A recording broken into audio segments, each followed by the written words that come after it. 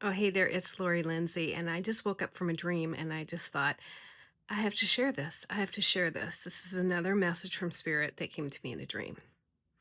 So, in the dream, I was asked by a friend to come in, a friend who ran a childcare center, and it was actually one of those dreams where it comes from a memory from the past. So, when I was in high school, I worked for the childcare and the preschool. They used to call it preschool in our school district. And for several years after that, I continued to work for them. So, like, I'd come home in the summer from college and I would work for them. And then when I first started teaching, I also worked for them.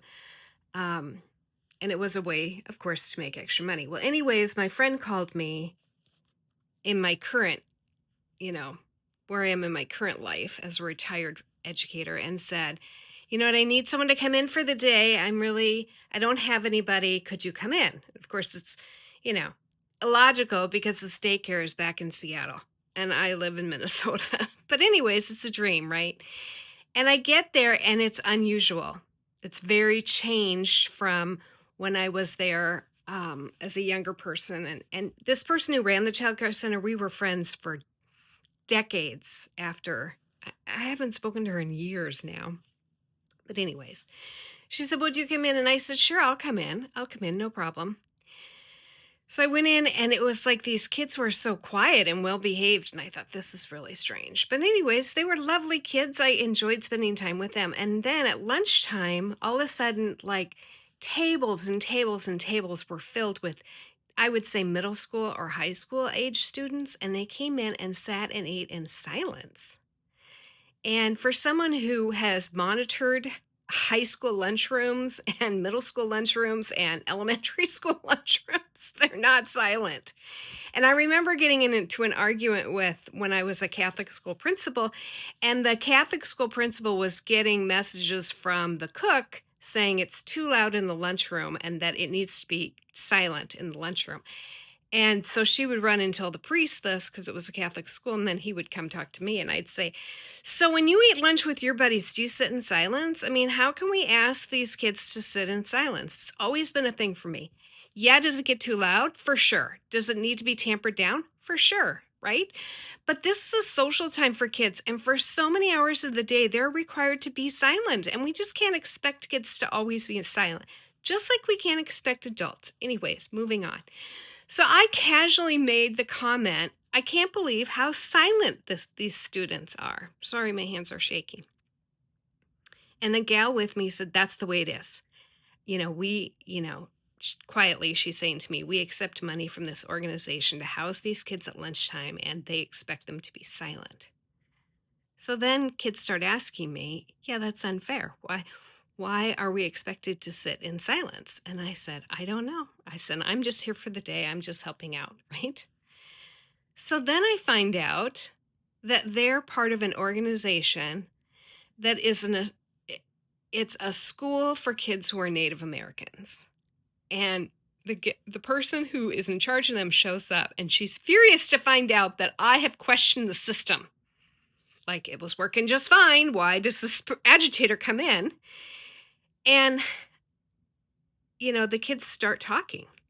And the person who's in charge of them is furious, and she's going to cut funding and not send the kids anymore to be babysat basically during this lunchtime that they are required to sit silently. And I thought, so I woke up and immediately I'm thinking about all the times that people have said that kids should be silent in a lunchroom.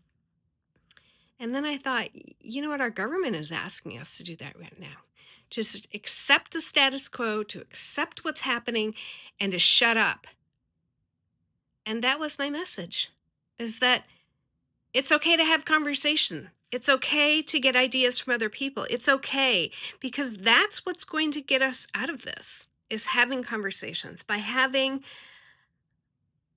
thoughts and ideas. And the whole message of the Native Americans, just like, and then I looked around and I thought, "Oh, yeah, these kids are probably natives," which I didn't see that when I first came in.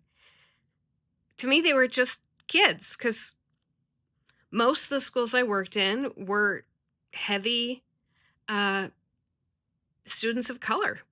And I loved those schools the best because I would learn something. I would learn about different cultures, about different ways of families doing things.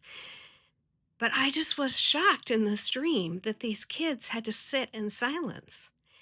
And as they were lining up to leave, the director there was furious. She was furious and talking to my friend who ran the daycare, saying, how dare you hire someone that's now such an agitator? You're an agitator, Lori. You're an agitator. I thought, well, nothing has changed. I'm getting more agitaty as I get older.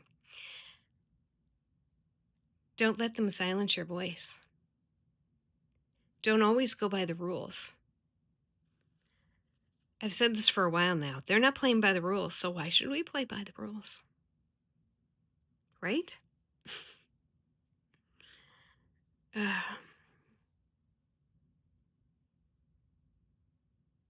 Food for thought. Thanks, Spirit. I hope you all have a blessed day.